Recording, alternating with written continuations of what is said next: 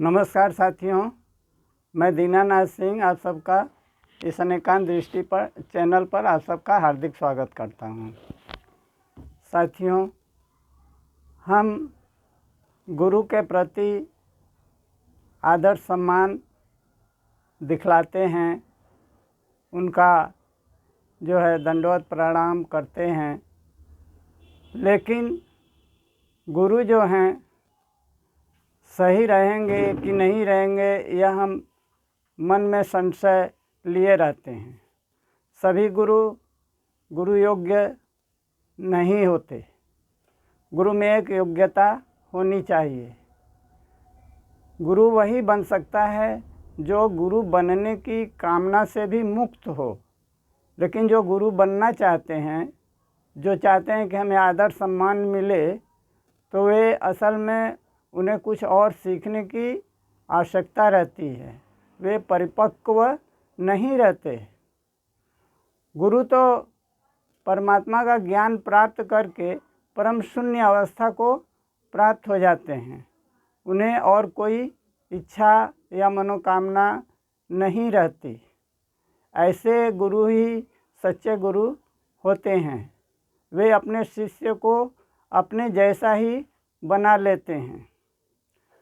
तो गुरु, जैसे कबीरदास जी ने कहा है कि गुरु गोविंद दोऊ खड़े काके लागू पाए, बलिहारी गुरुदेव की गोविंद दियो बतलाए। तो कबीरदास जी कह रहे हैं कि गुरु और ईश्वर दोनों एक साथ खड़े हों तो हम पहले किसको प्रणाम करेंगे। तो उनका कहना है कि सबसे पहले हमें गुरु को दंडवत प्रणाम करना चाहिए, क्योंकि गुरु ने ही ईश्वर का ज्ञान हमें दिया है, उनका परिचय करवाया है। तो पहले हमें गुरु को सम्मान देना चाहिए। तो इससे यह साबित होता है कि गुरु जो हैं ईश्वर की तरह ही या उनसे बढ़कर ही हैं, क्योंकि उन्होंने ही हमें उनका ज्ञान करवाया है।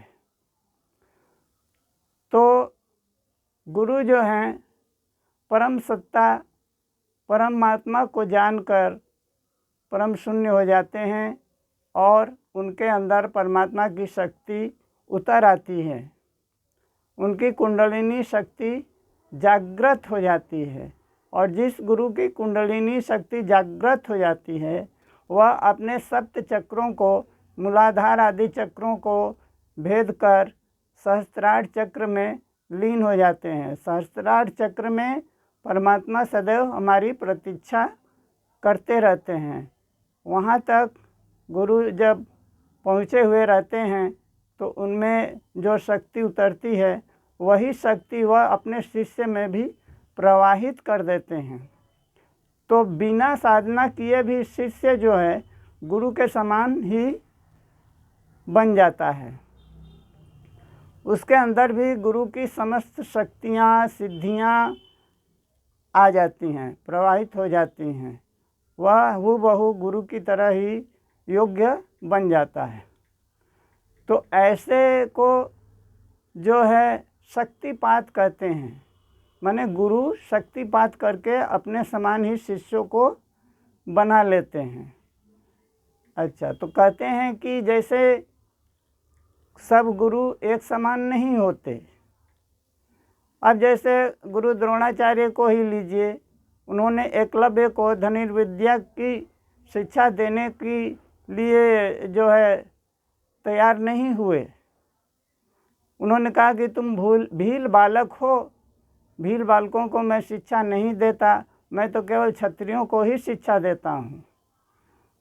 तो वह बहुत उदास हुआ और निराश होकर वहाँ से चला गया और वन में जाकर गुरु द्रोणाचार्य की मिट्टी की प्रतिमा बनाकर उनके सामने धनुर्विद्या का अभ्यास करने लगा। और अभ्यास करते करते वह धनुर्विद्या में अत्यंत पारंगत हो गया। एक दिन गुरु द्रोणाचार्य पांडवों के साथ वन में गए तो उन्होंने देखा कि एक कुत्ता भौंक रहा था, ज़ोर ज़ोर से आवाज़ निकाल रहा था, तो उसके भौंकने से जो है एकलव्य की जो धनुर्विद्या के अभ्यास में कठिनाई हो रही थी, तो उसने ऐसा तीर मारा कि उसके तीर जो हैं कुत्ते के मुंह में जाकर अटक जाते हैं और रक्त की एक बूंद भी नहीं गिरती और उसका मुंह बंद हो जाता है। तो ऐसा देखकर गुरु द्रोणाचार्य जो हैं उन्हें कुछ मन में हिंसा हुई। उन्होंने तो अर्जुन को वरदान दिया था कि तेरे समान धनुर्धर और इस संसार में कोई नहीं है, होगा भी नहीं। तो जब उन्होंने एकलव्य की योग्यता को देखा तो उन्हें हिंसा हुई कि ये तो मेरा वरदान झूठा साबित हो जाएगा। तो उन्होंने एक कूटनीति चाल चली। उन्होंने एकलव्य से कहा कि मुझे जो है गुरु दक्षिणा दो। तो एकलव्य ने कहा, मांगिए गुरुदेव, मैं क्या आपको गुरु दक्षिणा दूं। तो गुरु द्रोणाचार्य ने उसके दाहिने हाथ का अंगूठा ही गुरु दक्षिणा के रूप में मांग लिया। अब आप सोचिए, दाहिने हाथ का अंगूठा यदि कट जाए तो क्या होगा? धनुर्विद्या सीखना तो बेकार हो जाएगा। कैसे वो धनुर्परवाण संधान कर चलाएगा? तो यह जो है उनकी कूटनीति का ही परिणाम था, उनके कपटी स्वभाव का परिचायक है। ऐसा उन्हें नहीं करना चाहिए था। अरे शिक्षा के ऊपर तो सभी का अधिकार है, इसमें ब्राह्मण क्षत्रिय आदि नीच जातियों का से क्या मतलब है? शिक्षा तो परमात्मा ने प्रदान किया हुआ है, सभी का जो इस पर अधिकार है। तो यह गुरु द्रोणाचार्य की एक बहुत बड़ी गलती थी, उन्हें ऐसा नहीं करना चाहिए था। इसी तरह कर्ण की भी यही दशा हुई। वह परशुराम जी के यहाँ, पहले तो वह द्रोणाचार्य के यहाँ आए थे, तो द्रोणाचार्य ने कहा कि मैं सूत पुत्र को धनुर्विद्या का ज्ञान नहीं देता, और उसका अपमान करके उन्होंने उसे वहाँ से जाने दिया। तो कर्ण जो है परशुराम के यहाँ गए, तो परशुराम बोले मैं केवल ब्राह्मण बालकों को ही शिक्षा देता हूँ। तो कर्ण ने सोचा कि यदि मैं द्रोणाचार्य से भी शिक्षा प्राप्त नहीं कर सका और परशुराम जी के यहाँ भी शिक्षा नहीं प्राप्त कर सकूँगा, तो वहाँ पर उन्होंने झूठ बोला कि मैं ब्राह्मण का पुत्र हूँ, और वह शिक्षा ग्रहण करने लगा। लेकिन परशुराम जी को यह बात पता चल गई, तो उन्होंने उससे शाप दिया कि तुम जिस दिन इस विद्या का तुम्हें ज़रूरत होगा, यह विद्या तुम्हें उस दिन भूल जाएगी, विस्मरणित हो जाएगी, तुम इसका कोई उपयोग नहीं कर सकोगे। तो इसीलिए जो है कर्ण महाभारत के युद्ध में जब इस विद्या का काम पड़ा तो जो है वो उन्हें यह विद्या विस्मृत हो गई। यह गुरु के शाप के कारण ही ऐसा हुआ। वहाँ भी परशुराम जी ने उनके साथ अन्याय किया था। तो इस प्रकार हम देखते हैं कि गुरु जो है ऐसा होना चाहिए कि जिसका हृदय कोमल हो, मक्खन के समान जो है विनम्र हो, जो हर एक शिष्य के प्रति उदार भावना रखता हो, वही गुरु बनने के योग्य हैं। और इसी प्रकार शिष्य को भी होना चाहिए। शिष्य को भी ठीक वही अवस्था होनी चाहिए कि वह गुरु के द्वारा जो है ज्ञान प्राप्त करता है तो उसे अपने जीवन में उतारे और गुरु के प्रति अपना सम्मान आदर का भाव बनाए रखे। तो इस प्रकार जो है गुरु परमात्मा का ज्ञान प्राप्त करके जो शक्ति प्राप्त करते हैं उसे अपनी दीक्षा के द्वारा या शक्तिपात के द्वारा शिष्य को जो है बिना साधना के स्वयं अपने जैसा ही बना लेते हैं। यह गुरु की एक गरिमामयी शिक्षा है और भावना है उनकी उदारता का। तो इस प्रकार हम देखते हैं कि गुरु जो है परम तत्व का जानकार होने के साथ साथ हमें प्रकाशित जीवन प्रदान करते हैं और गुरु परमात्मा के समान ही हो जाते हैं। गुरु के विषय में कहा गया है कि गुरुर् ब्रह्मा गुरुर् विष्णु गुरुर्देवो महेश्वर गुरु साक्षात परम ब्रह्म तस्मै श्री गुरुवे नमः। अर्थात गुरु जो है ब्रह्मा विष्णु और शंकर के समान ही हो जाते हैं, क्योंकि उनमें परमात्मा की शक्ति उतर आती है, उनकी कुंडलिनी जागृत हो जाती है। तो जो जिसकी कुंडलिनी जागृत हो जाती है वह संसार में कुछ भी कर सकता है, उसके लिए कोई भी कार्य असंभव नहीं रहता। जैसे विश्वामित्र ने किया था, एक त्रिशंकु जो हैं राजा थे, तो जब विश्वामित्र तपस्या करने हिमालय गए थे तो इस बीच कई दिनों तक उन्होंने उनके परिवार का लालन पोषण किया था, उनकी देखभाल की थी। तो जब विश्वामित्र आए तो उन्होंने उसके प्रति अपना उदार विचार प्रकट किया और उसके प्रति आभार व्यक्त किया।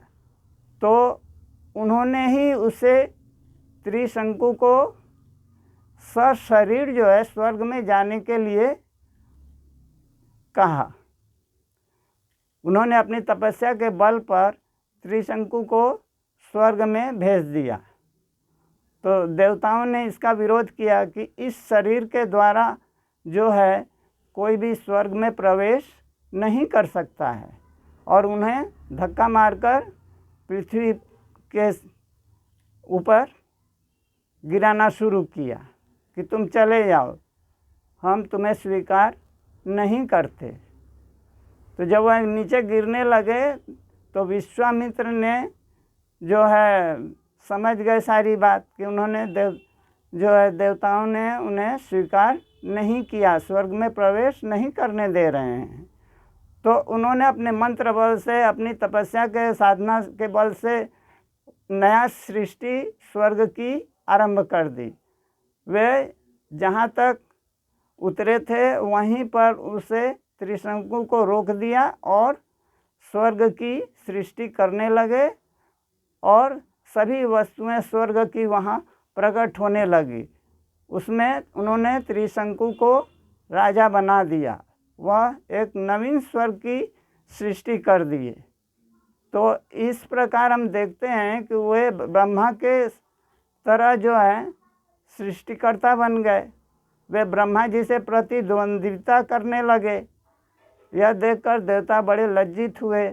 उन्होंने किसी तरह उनके आवेश को, क्रोध को शांत किया और नई सृष्टि रचने से मना किया। उन्होंने कहा कि इस प्रकार तो सृष्टि में उथल पुथल मच जाएगी, बहुत अव्यवस्था फैलेगी। तब किसी तरह वे अपने को संयत कर पाए और नई सृष्टि का निर्माण करना बंद कर दिया। तो इस घटना से हमें पता चलता है कि एक साधारण मनुष्य अपनी तपस्या के बल पर बहुत कुछ कर सकता है, वह नई सृष्टि पालन और संहार कर सकता है। तो ये सब वे साधारण गुरु नहीं कर पाते। जिन्होंने परमात्म शक्ति को जान लिया है वे ही ऐसा करने की योग्यता रखते हैं और अपने शिष्य को भी अपनी तरह ही बना लेते हैं। फिर वह शिष्य जो है गुरु की समस्त सिद्धियां और शक्तियां प्राप्त कर फिर वह ऐसी नई सृष्टि पालन और संहार करने लगता है। तो जो शब्दों के पार चला गया, जो वेदों के पार चला गया, वे परमात्मा को प्राप्त हो जाते हैं। शब्दों के पार जाने का मतलब जिन्होंने वेदों का ज्ञान प्राप्त कर लिया, उसके अंदर क्या तत्व है उस जिसका वर्णन किया गया है उसे जान लेते हैं, उस तत्व को पकड़ लेते हैं, तो उसे ही कहा जाता है कि वेदों का पारगामी विद्वान। तो ऐसे गुरु जो हैं सब कुछ कर सकने में समर्थ होते हैं। तो जो ऐसे कहा गया है कि गुरुर् ब्रह्मा गुरुर्विष्णु गुरुर्देवो महेश्वर गुरु साक्षात परम ब्रह्म तस्मै श्री गुरुवे नमः। तो यह कथन इस पर अक्षरशः सत्य साबित होती है। तो इन शिष्यों को चाहिए कि ऐसे गुरु को अत्यंत आदर सम्मान देना चाहिए और उनकी शिक्षा को अपने जीवन में उतारना चाहिए। गुरु हमारे अंधकारमय जीवन को प्रकाशित करते हैं और हमें ज्ञान देते हैं। यदि किसी भी देवी या देवता की साधना नहीं हो पा रही हो, लेकिन यदि गुरु हैं तो गुरु हमें मुक्ति प्रदान कर सकते हैं। जैसे भगवान राम हुए, भगवान कृष्ण हुए, ये इन्हें क्या ज़रूरत थी गुरु की, लेकिन इन्होंने गुरु बनाया। भगवान राम ने वशिष्ठ जी को अपना गुरु बनाया और भगवान कृष्ण ने संदीपनी जी को अपना गुरु बनाया। तो इन्होंने गुरु बनाकर अपने जीवन की महत्ता को और ऊंचा उठाया। गुरु के प्रति अपने आदर सम्मान को संसार के सामने प्रकट किया। तो इस प्रकार हम देखते हैं कि गुरु की बड़ा ही महत्व है, उन्हें हमें सम्मान देना चाहिए और उनके प्रति आदर का भाव रखना चाहिए। अब यही कहकर मैं अपने वक्तव्य को विराम देता हूँ। आप सभी को बहुत बहुत धन्यवाद।